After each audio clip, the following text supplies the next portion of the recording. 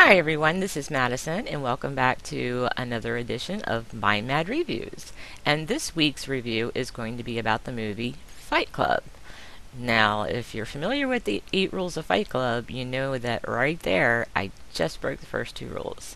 But that's just too damn bad, because in order for me to do this movie review, I'm going to have to break the first 2 rules of Fight Club. So, before we get into the review, let's go over the 8 rules of Fight Club. First rule, you do not talk about Fight Club. The second rule of Fight Club, you do not talk about Fight Club. The third rule, if someone says stop or goes limp, taps out, the fight is over. The fourth rule, only 2 guys to a fight. The fifth rule, 1 fight at a time. The sixth rule, no shirts, no shoes. The seventh rule, fights will go on as long as they have to. And the 8th and final rule, if this is your first night at Fight Club, you have to fight. So yes, I've already broken the first 2 rules of Fight Club. Oh well. So let's go ahead and let's talk about the review here. Now, one of the first things that we learn about the narrator, who's played by Edward Norton, is that he suffers from insomnia and possibly narcolepsy, because he is telling his doctor that he can't sleep at all, and that not only that, but that he also wakes up in strange places with no memory of how he got there. His doctor just flat out refuses to prescribe him anything for his sleeping problems, and tells him that he needs to get good, healthy, natural sleep. So go ahead and just choose some valerian root and get some more exercise. Now, this is not such a bad idea for people who have the occasional problem with getting to sleep at night, just here and there. Valerian root is a very easy on the system natural herb that you can buy over the counter at any Rite Aid, CVS, Walmart, or what have you, in the herbs, the vitamin section. It smells horrible, but it's in a capsule form, so you can get it down pretty fast. But it's very gentle. So if you have severe insomnia, it's really not going to help much. And I know this from personal experience. And yes, getting more exercise at the proper time of the day can help you sleep better at night as well. We're talking about someone suffering from severe insomnia, and I personally suffer from chronic insomnia, and I have since I was 4 years old. And I have tried every prescribed medication under the sun. I mean, I've tried Ambien, I've tried Trazodone, I've tried Seroquel, I've tried, clonazepam, I've tried Xanax, I've tried, you name it, I've tried it. And I've even tried combos together and things like that. And it gets kind of scary after a while, because then you start thinking about, like Heath Ledger, for example, who was on a regimen of an antidepressant, an anti-anxiety medication, and a sleeping pill, and he ended up accidentally overdosing. And, so I'm always, having that in the back of my head that, with each change that we do, I could, easily have that happen to me. But for somebody like me, chewing valerian root, and because you can get it in its natural state and chew it, or you can take it in the capsule form. So ingesting valerian root and getting more exercise doesn't do shit for me. I can go 3 to 4 days laying in my bed, tossing and turning, trying to get some sleep. And people who don't ever suffer, who don't suffer from insomnia, always say the same stupid shit to you, like, "Oh, well, if you can't sleep, get up and do something." Doesn't work out that way. Just because you can't sleep doesn't mean you have the energy to get up and do shit. Like clean or cook or, go shopping or whatever you do. You're so overtired that you have no energy levels in order to get up out of the bed and do anything. So you just lay there and just toss and turn, hoping that eventually you'll get some sleep, even if it's just an hour. So this is really not effective as far as a solution is concerned for somebody with severe insomnia. But this is what he has suggested to him. And when the narrator tells him, "I'm in pain," the doctor then tells him that if he wanted to see real pain, to swing by a support group and watch the men who are suffering from testicular cancer. So, the narrator does just that. He goes to the support group, sits in, and listens to these guys talk about their problems, about how they've lost spouses, because they couldn't father children, and da da da. And towards the end of the support group session, they are encouraged to find a partner and hug and cry. So this is when the narrator meets Bob, who was played by Meatloaf. And, Bob is slobbering all over him, telling him about how he, was a juicer, which is somebody who used to use steroids. And then that's why he, ended up with testicular cancer. And, he just sobs his story all over the narrator. And in this scene, we see that the narrator is so much shorter than Bob, to the point where when he pulls him in for a hug, Bob's head only comes up to what he refers to as bitch tits. So suddenly, a dam breaks in the narrator, and he just starts crying. He doesn't even know what he's crying about. He's just crying. And he, when he pulls away, he's got, Bob's shirt is just soaked in tears. And what happens? The narrator goes home, and he sleeps the whole night through like a baby. So he decides that, well, apparently, if I can cry at night, I can sleep at night.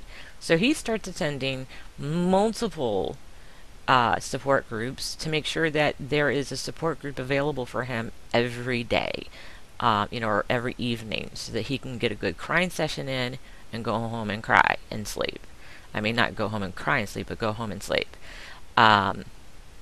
And of course, when he's in these support groups, he doesn't say anything, but, he just allows the rest of the members to assume that he's also suffering from whatever they're suffering from. Because if they find out that he's what he calls a faker, the ruse is up, and then he can't cry. So anyhow, if I thought that all I had to do to cure my insomnia was lie in my bed and get a good crying session going on, I would stop taking my sleeping pills. I would just flush them down the toilet and tell my doctor, don't give me any more pills for sleeping, because I just cry at night and I'm out like a baby. Problem solved. No. There have been many times where I've laid in bed and have cried like a baby for whatever reason, and it doesn't make me sleep any better. It actually makes sleeping a little more difficult, because then I'm still in that active crying stage. But anyway, so he's sleeping better, and this is when the narrator suddenly meets Tyler Durden. And we're later made aware that Tyler Durden is just this split personality that's branched off of the narrator's brain. It's an actual personality, other personality of himself, but it's so strong of a personality and hallucination that the narrator can actually see him as well as he's met his split personality. It's not like true split personalities where the core personality is shoved to the back and the new personality is in the forward taking control. This is a scenario where there are times where Edward Norton's character, the narrator, is quote-unquote asleep, and Tyler Durden is out and about and doing things on his own without the narrator having any clue as to what's going on.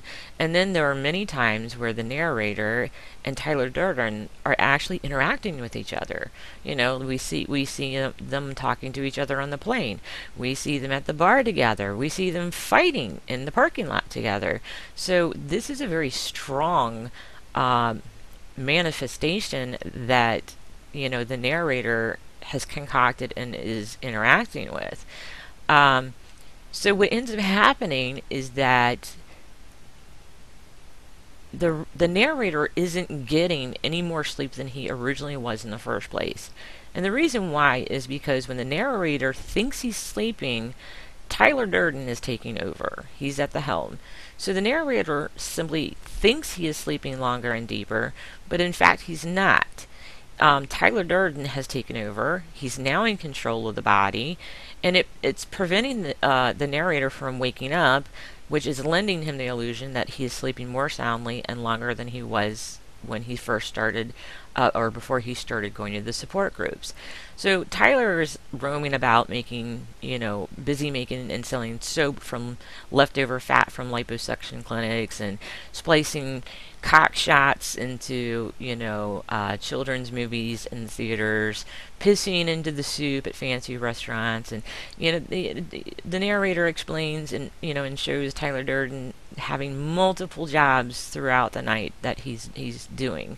He's working in multiple places.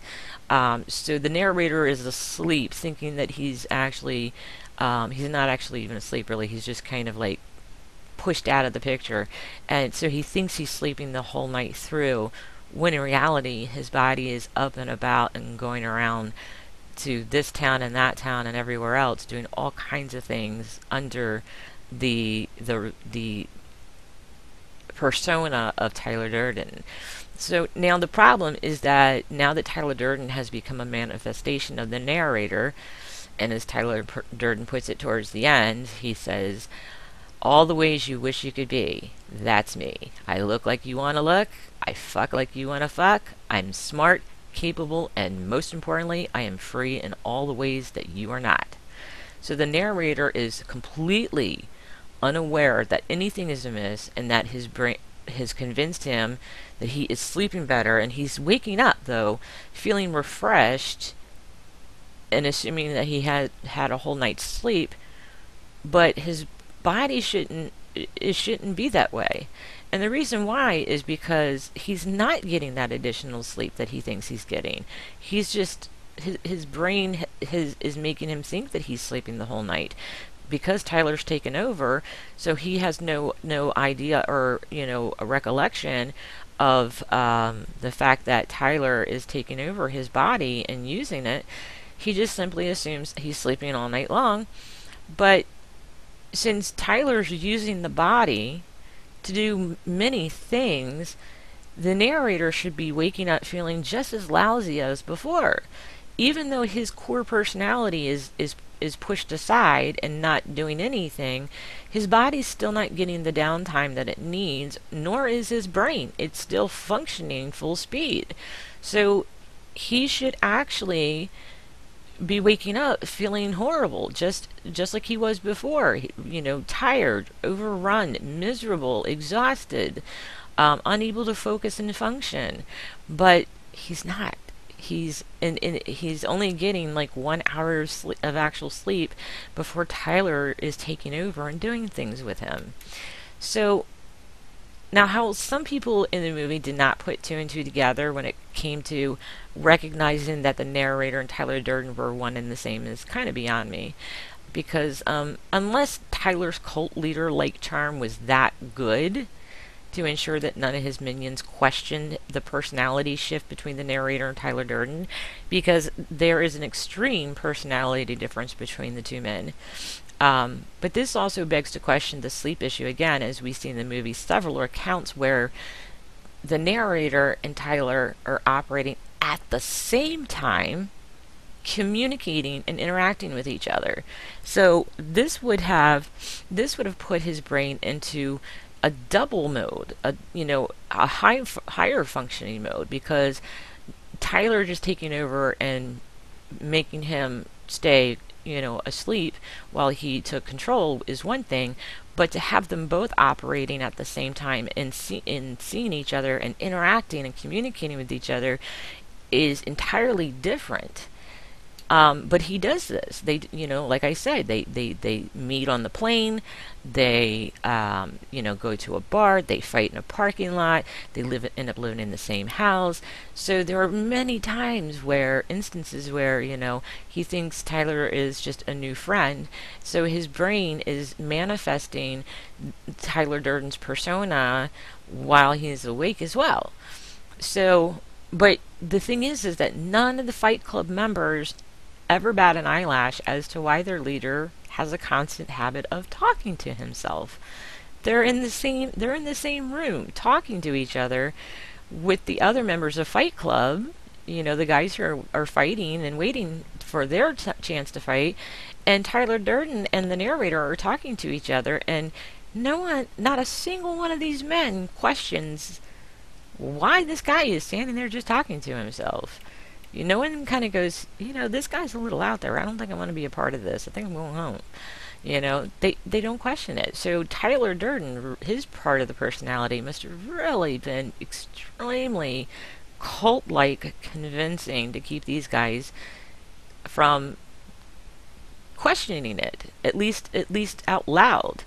Um, so in the beginning, before Fight Club is established, we see Tyler and the narrator fighting it out together in a parking lot at night, and and this seems to be, we get the impression that after the first fight that they had at the club or the bar, this is a nightly thing that they do. After they're done drinking, they go to the parking lot and they beat the shit out of each other.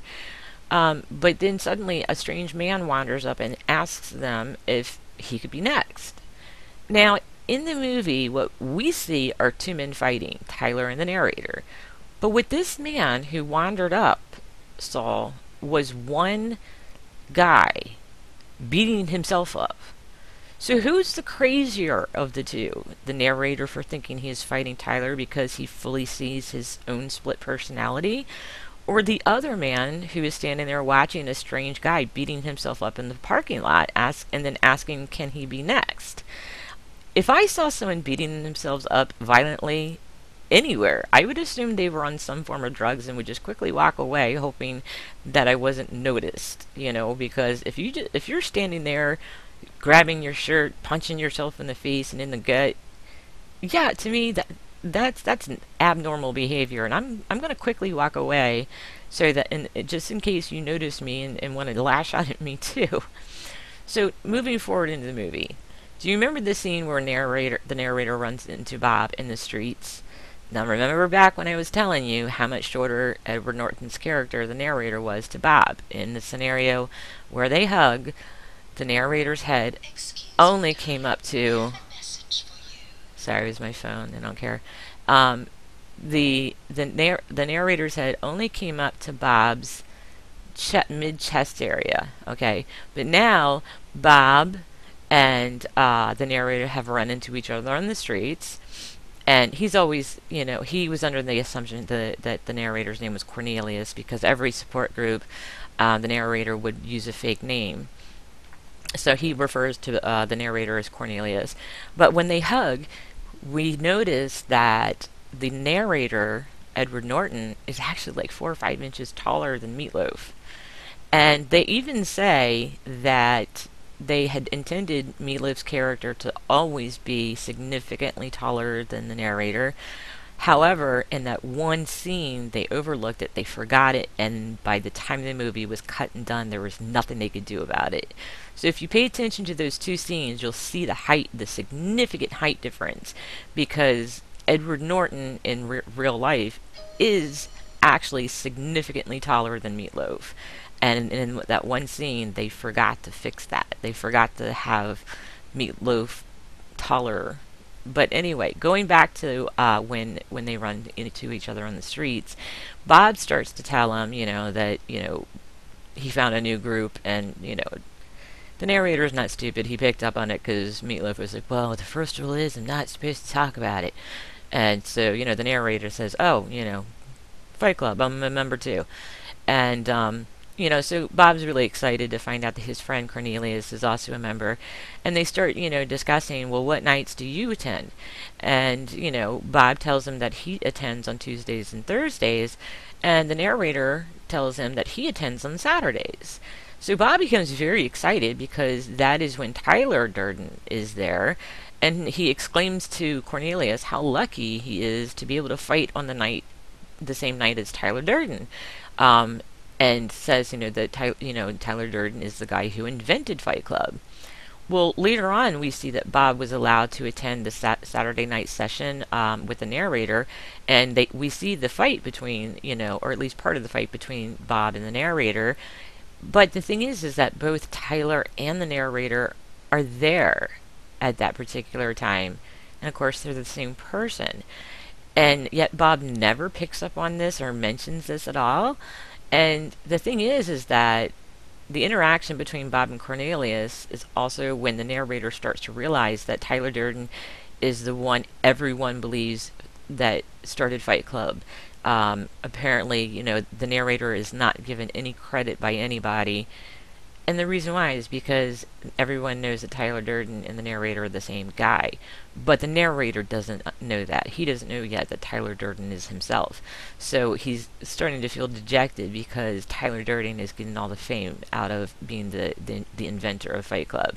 But anyway, so Bob never brings up in the movie that, oh, you're Tyler Durden, which of course would have ruined, the whole movie, because first of all, then the narrator been like, what the hell are you talking about? And then of course us, watching the movie, we would have been like, oh, okay, well the rest of the movie is irrelevant. But this is not, if this is something that Bob was witnessing, it's not something he would have been capable of keeping his mouth shut about. Bob can't keep his mouth shut about anything. I mean, look at his interaction with him on the streets. Well, the first rule is, I can't talk about it. He can't keep a secret. So if he attended a Saturday night session and realized that Cornelius and Tyler Durden were the same guy, he would have definitely have approached Cornelius and said, I didn't know you were Tyler Durden.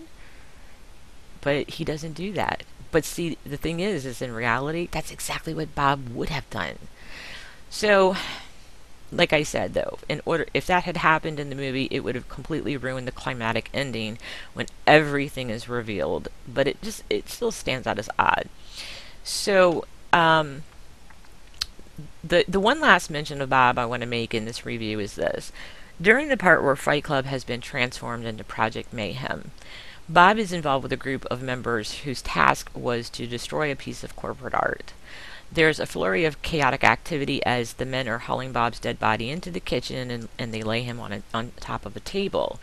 And they explain to the narrator, because Tyler Durden's no longer there, they explain to the narrator that as they were fleeing from the security, Bob was shot in the head.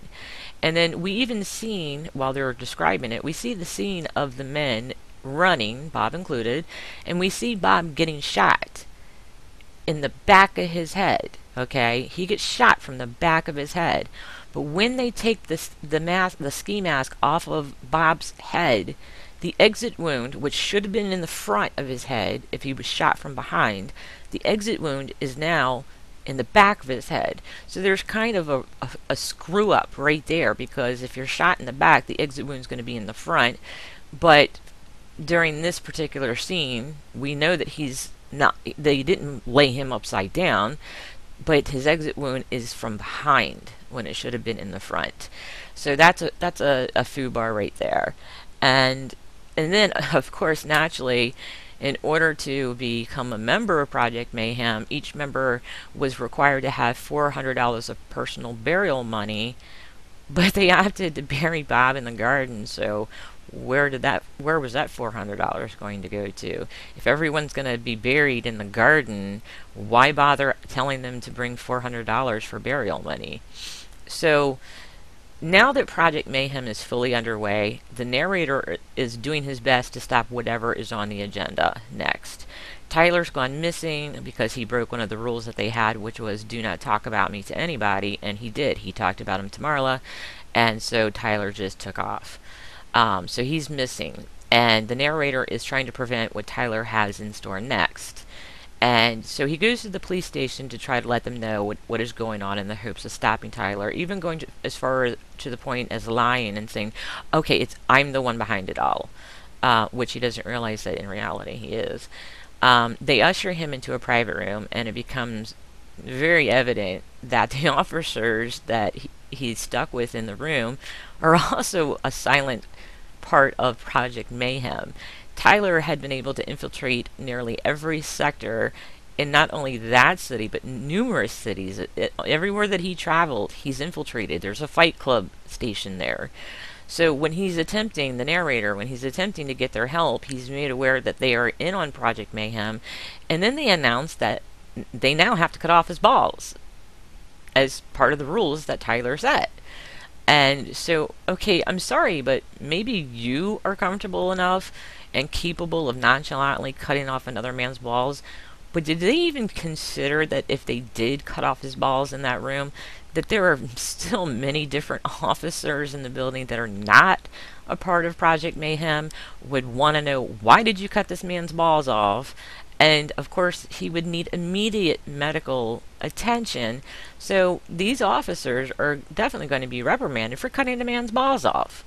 And you can't hide it. You can be like, hello, come on in here. Somehow his balls got cut off. We just don't know how, but send him to the hospital so he doesn't die.